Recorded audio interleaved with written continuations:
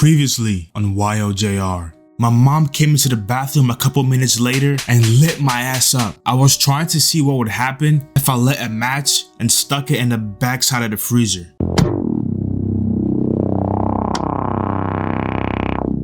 By now, we've established that I was crazy with fire. I mean, I burnt a fully functioning fridge. You gotta be off the rails to do something that crazy. In my last animation, I mentioned my neighbors had a bunch of trees that used to set into our yard almost every single day. These same neighbors also used to burn their trash. I know, right? Contributing to global warming and everything. These people didn't care about the sweet, precious polar bears or the melting ice caps. I mean, why would they? We in Ghana, pretty sure they had better things to worry about than the Earth's temperatures rising. It ain't like a 2 degrees increase is gonna hurt us in Africa. After I burned down the fridge, I tried my best not to start any more unnecessary fires. Keyword, tried. Because you can't just stop an addiction just like that. You gotta find a way to manage it and then gradually ease out of it. I had a genius idea. Since my neighbors next door burnt their trash and they had a lot of it, why don't I just burn it for them? It's a win-win situation. They get to relax and not worry about the fire, and I get to feed my addiction. Now you can't tell me that ain't a brilliant idea. I keep on telling y'all, I'm Einstein in the making.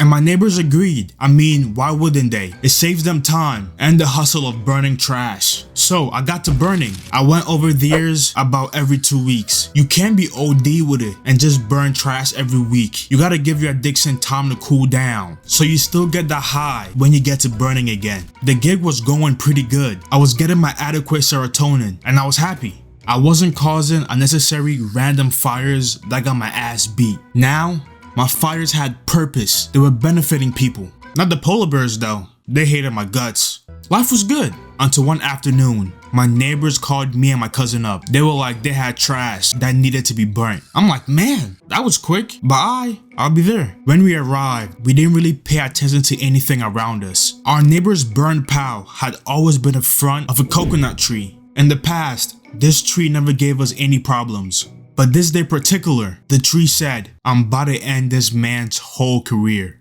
The coconut tree had a low-hanging branch that was dried up. As I said, we weren't paying attention. We lit the fire. I got my little high and then I dipped. Now, I'm in my yard with my cousin, playing, just vibing. Then my cousin's like, oh shit! I'm like, what? I turned and I saw the coconut tree engulfed in flames. We were both freaking out. We are so dead. What are we gonna do? This is Ghana. Ain't no such thing as a fire truck. We on our own. We rushed there as fast as possible. When we arrived, a branch had dropped and a fire had spread. We were panicking. Our balls didn't crawl up our stomach. They just vanished. We quickly filled up some buckets and downed the flames that were on the ground. But there was a bigger problem. The tree was still on fire. We couldn't throw water up there because the tree was just too high for us. We found a water hose and connected it to the tap. One problem, the hose was too short. It wasn't going to make it to the fire. Now we're screwed. So what did we do? We just laughed. We were like, what's done is done. We just took the L and accepted whatever was coming after. We went back home and we were just scared. You know the feeling when you were a kid and you did something bad and now you're just waiting for your parents to come home. Felt like you were gonna die. That's the feeling. Luckily for us, the fire took a while, but it went out. Our neighbor was pissed. I'm talking blood boiling angry. And I'm like, how you gonna fault us? It was your tree which had a low-hanging branch. Why don't you take care of it? We're just kids. And did it ever occur to you, just buy a trash can like the rest of us? It's not that hard. After that day, I was scared straight. Whenever I had an urge to burn something, that tree just popped into my head. I could still see that tree every day from my yard. It never fell down. It was a constant reminder of what went down and what would happen again if I kept on playing with fire. Shoot, thinking about that, that might have been a sign from God. And that's it for part 2 of this animation. If you made it to the end, I appreciate you like always. If you don't mind smashing that like button and just clicking that little red button right there. And don't forget to leave a comment. I'm gonna catch you on the next video. Take care and I'm out.